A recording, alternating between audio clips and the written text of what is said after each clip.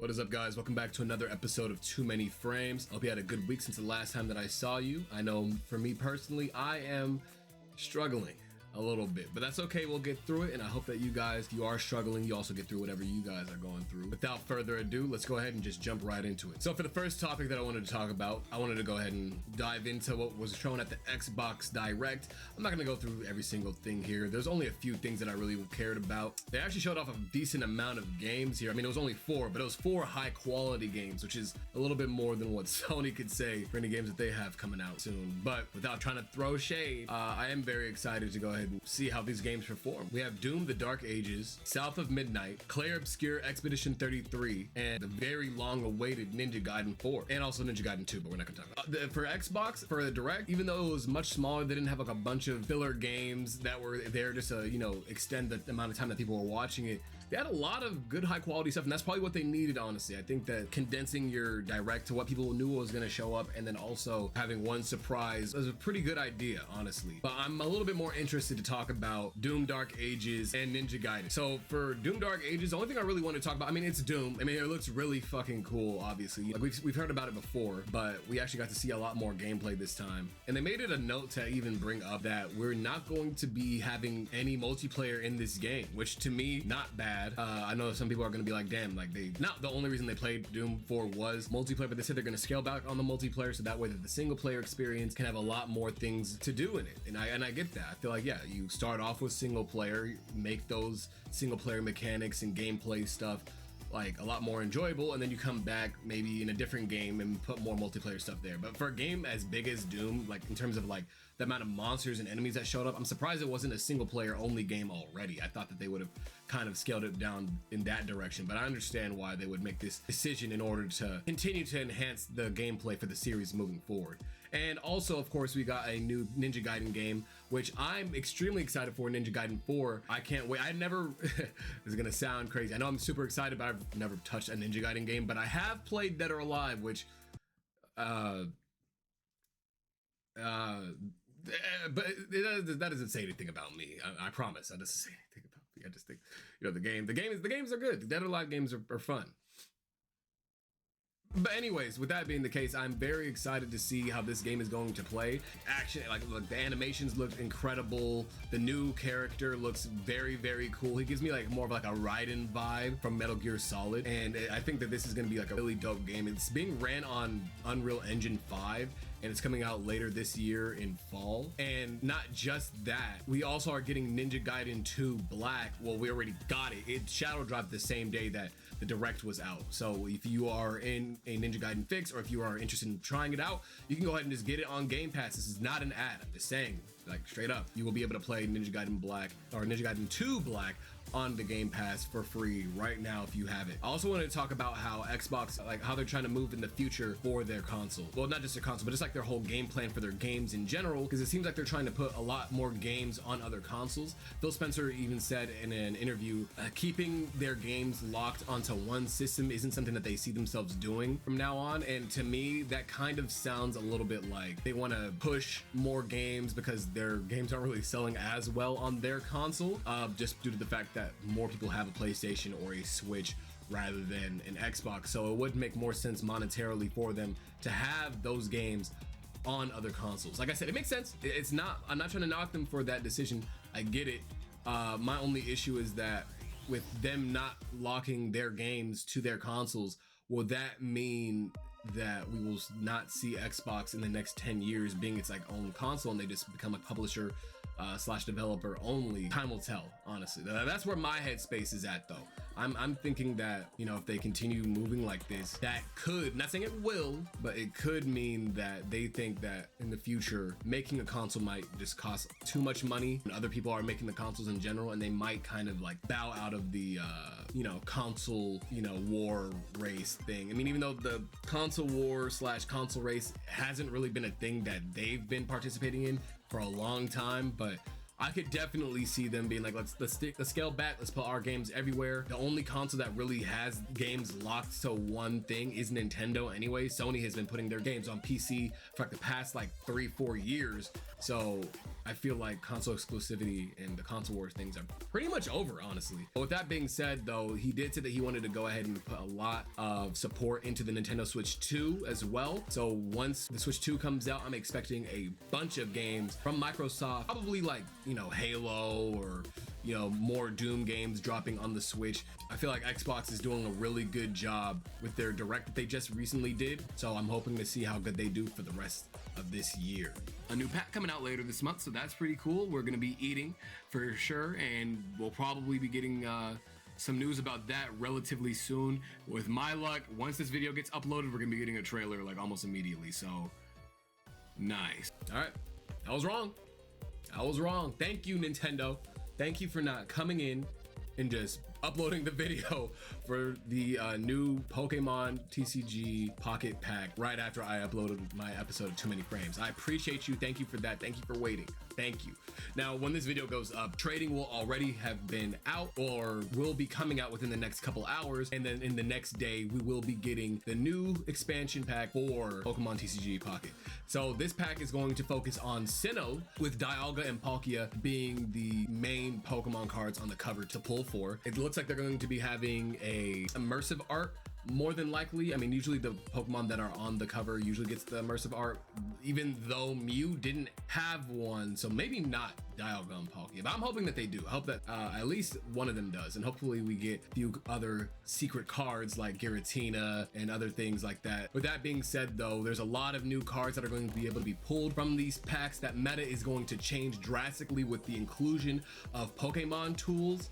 And if you don't know what a Pokemon tool is, just imagine it like an item in the actual Pokemon game where you're having it be a held item, but it's a tool. And I don't know how well these are actually used and how often they're used in the regular TCG. I know they're in a completely different meta than us, but I already know that this is going to be a massive game changer, and I can't wait to see what it does to the meta. I think the meta so far has been pretty Mewtwo heavy, honestly, and I get it. Mewtwo is the strongest Pokemon, at least for when he was out, and a lot of people still think that Mewtwo is the strongest and best Pokemon, but I will say that I'm bored of seeing him, and I'm tired of going into a card battle and seeing that little psychic symbol. It's because I run a Machamp deck, and speaking of which, my Machamp deck will finally get some more support because that Lucario card that we have gotten revealed to us, that full art, also looks gorgeous. Cannot wait to pull for that. If you didn't know already, Lucario is like my third favorite Pokemon. Riolu's my first. My second's Rowlet. But with that being the case, I cannot wait to see this card in my deck because it allows you to do 20 extra damage for any fighting type Pokemon that is in the active spot. That is broke. Okay, it's not broken, but 20 extra damage just for being there, and you're a 2-stage Pokemon that does this. That's pretty good. Now, it's probably going to be very niche in the meta that's going to more than likely be used here, but if that Dialga is weak to fighting, then I think that I'm going to have a pretty good chance against that Dialga. That Dialga is going to be broken for any Melmetal deck. That Palkia looks just annoying, honestly, so I don't know.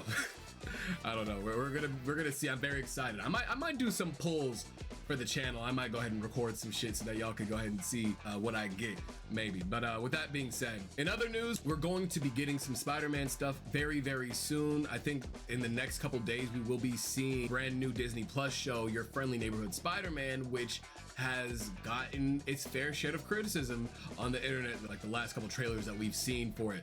Now, the main reason that it's been getting criticism isn't because of the character designs. It's not because of the art style. It's, well, okay, it is a little bit of the art style, but it's more the animation style. I feel like they kind of did that 2.5 3D animation, but it looks like 2D, and they didn't really do it that much justice. I feel like they could have done it in a much neater way, especially with the amount of money that Disney does have. They could have definitely threw more money at this and made it a lot more, you know, pretty to look at. And the only reason I say that is because when you look in the background characters aren't really moving, and then when you look in the foreground and you see like the main characters talking to each other, they're kind of just talking like they're being dragged around with a mouse. At least to me, like, I feel like I'm watching the animators just like move their lip flaps like this sometimes, and I'm just like, damn, okay, this looks not great. But I mean, look, I think they already confirmed that we're going to be getting 3 seasons So hopefully if this first season does well, which I mean it more than likely will, they go ahead and put more money into season 2 so it looks even better. And then season 3 got greenlit recently, so hopefully that'll do even better. Also, they already said that season 2 has been done finishing the voice recordings. They're currently going under the process of animating everything right now, so hopefully they've seen people's reactions to it already and are already making adjustments. But I'm honestly surprised that they are making anything else that's Spider-Man animation related and is not connected to the MCU. Disney has been so particular about what properties are going to be used for, you know, the MCU anyways, and they just decided like, hey, well, look, let's just go ahead and make a brand new Spider-Man, but it's animated, which, like I said, I'm fine with. I love when they make animated series for Marvel. I feel like they need stronger series because DC, when it comes to animated series, DC dog walks them every single time. Like, it's not even funny. Like the animated series for Batman, the Justice League, Young Justice, even the fucking Harley Quinn show, better than anything that the MCU has put out animation wise, or honestly Marvel in general in the last 10 years. I'm not even gonna lie to you. But I am hoping that this is the beginning of something new. I know that they're gonna try to find some way to put the MCU and connect the two things. I kind of hope that this is like its own standalone thing, especially since there's so many characters that are most likely not gonna show up in the MCU. Like Luna Snow is not gonna show up in the MCU, bro. I swear to God, if Luna Snow shows up, I'm going to be sick to my stomach. Anyways, I'm glad this is finally coming out. It was supposed to come out like years ago, I think, but I think due to the strikes that were going on with SAG-AFTRA and all that stuff, it got delayed a little bit. So it's finally coming out. We're gonna be seeing the entire first season end by the end of February. So, you know, if you're excited to go ahead and watch and get some Spider-Man stuff, since, you know, that Spider-Man 2 DLC is not coming out, go ahead and enjoy that. Maybe if you don't like the animation, I would not fucking I would not blame you. But in other animation superhero related news, we did get a brand new trailer for My Hero Academia Vigilante. We are finally seeing how this show is going to be looking like. I'm very excited. It is the not really a sequel, it's like a side story spin-off to the original My Hero Academia manga. Honestly, if you are a fan of My Hero Academia, and even if you weren't a fan of My Hero Academia and you had a little bit of gripes that made you not want to stay with the main story, I think that Vigilantes might be a way easier like dive into that universe for you, and you might want to go ahead and rewatch the main My Hero Academia. You probably wouldn't. I understand why you wouldn't want to jump back into that series. It's very it's like a mixed bag. I think it's a good series. I don't think it's like amazing or anything, but I think it's like a solid series for the most part, especially in terms of like characters and stuff. But Vigilantes is a lot different in terms of like, it has the same setting, but the main characters aren't like always in school all the time. So like you can kind of see them go throughout their daily lives and wanting to be heroes and helping people out. And honestly, the fights are not necessarily cooler, but I think since the main character Koichi is a lot weaker than Deku in terms of like power, it's a lot cooler to see him as an underdog. And I know Deku does have that underdog story, but it's mainly because he can't control his power. Later on in the series, he does control his power a lot better and is able to start fighting and 1v1ing other villains and stuff very easily. But I think Koichi is a lot like more relatable kind of, because he really was like, though, all right, well, what if Deku, or not even what if Deku, like what if you were a dude in the My Hero Academia universe and you had like a really shitty quirk and you had to work through that. That's basically what the series is about. Another point too being that he wasn't even able to become a licensed hero, so he's doing all this stuff as a vigilante, which I think is very interesting. I think it's really nice. It's a really good story, really short also. It's like 172 chapters, which makes me think that we're gonna probably see this finish off in like a second season or third season if they do like a 12 episode thing. If it's 24 episodes, we're probably only getting 2 seasons of this. I don't see this going over 50 episodes. If it is over 50 episodes, they're more than likely going to like be adding more stuff in order to, you know, kind of flush it out for as long as possible. It feels like My Hero Academia is never going to end, even though it has ended for like the past few months.